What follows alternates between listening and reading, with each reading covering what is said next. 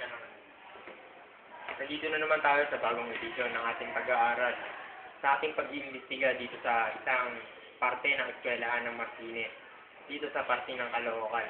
Na kung saan nung kamakailan ay natuklasan natin na positive na meron. Pero parang kulang pa. Katulad nga ng naramdaman ng ating kasamang scientist. Siniko, ano ba yan? Maraming nagsasabi dito ng mga estudyante na marami nagpapakita. Pero ang pinagkakatakutan nila ay isang nagngangalang white lady. Hindi pa malaman na pangalan. Pero ano kaya yun? Nananakit ba siya? Masamang espiritu ba siya? Yan ang ating tutuklasin. Dito lang sa Wow. Mini. Tara, samahan niyo kami. Dito marami nagsasabi mga estudyante na marami nagpapakita. At isa nga dito ang white lady. May nararamdaman ka ba? Medyo meron, pero hindi masyado mabigat. Medyo mahina okay lang lang siya. Parang okay lang siya dito sa lugar. Tingnan niya natin. May nararamdaman ka ba dito? Kung dito, try niya natin meditate.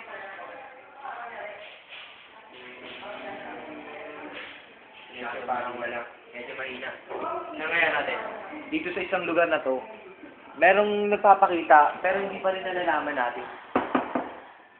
Yun. Try natin sa room. Yun, try natin. Samahan niyo kami.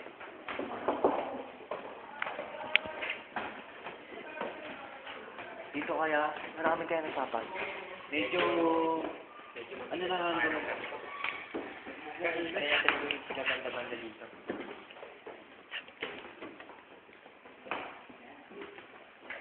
May nararamdaman ka ba dito?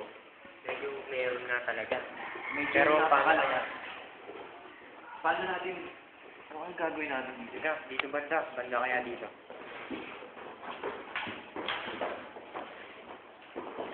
Dito medyo mahina. Pero meron. Ari dito, mukhang balas dito. May nararamdaman ako ba dito? Parang napakaano niya, napakalakas. Hindi ko maano. Parang bigla na nawala. Parang nga, medyo mabigat din ang paano ko. Dito may nararamdaman ka ba? Medyo, pero mahina naman. Samang sabi, ano nga kung try natin yung meditate? Meditate mo ako, baka sakali mapitaan ng spirit na naman. Ano, hindi na tingin mo. Siguro, mag-siguro na tayo bago tayo meditate. Kung nagkukwento, meron daw isip. Mukhang makakano ka mga balahibo. Saan banda? Mukhang ito. Ano, samang ito, meditate natin. Gagawin na natin para malaman na natin kung sino ang white lady na dito. Okay na, tayo natin. Try natin yung meditate para malaman natin kung sino talaga nagpaparamdam dito. Ano, kasama niyo ikaw na ang mag-ano sa akin. Sige, umupo ka na lang dyan. Mapangain ko ito. Pero kailangan natin gawin. Para malaman na natin kung sino talaga nagpaparamdam. Sige. Uminahon ka lang.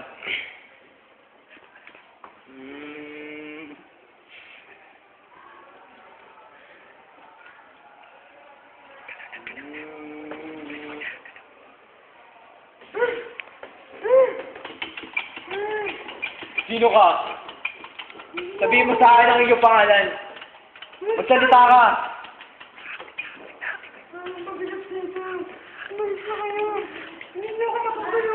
Matutulungan ka namin. Sabihin mo ang iyong problema.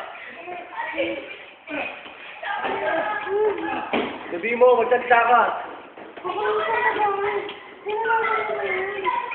Ba't ka dito nagpaparamdam? Ano kailangan mo para mapalit ka dito?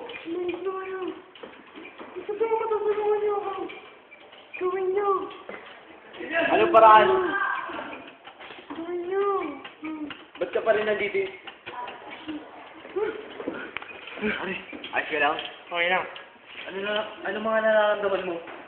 Ikaw. Nagkalihan ba ako? Ayos ka lang? Ayos lang. Merong isang babae na nagngangalang Jonah Yun lang, mga ang humingi sa atin ng tulong. Halika, pag-usapan natin. Ako, umupo muna tayo.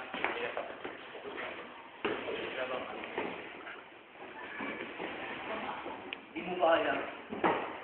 Lagi siya nagpapakita dito. Meron siyang kailangan sa atin. Meron nga. At meron si napakiramdam ko nung pumasok siya sa katawan ko. Parang merong masamang nangyari sa kanya dito. Ano sa tingin mo? Natutulungan ba natin? Siguro, ano kaya? Ano sa tingin mo magandang gawin dito? Siguro ipa-blessing natin to para matayin na siya. Oo.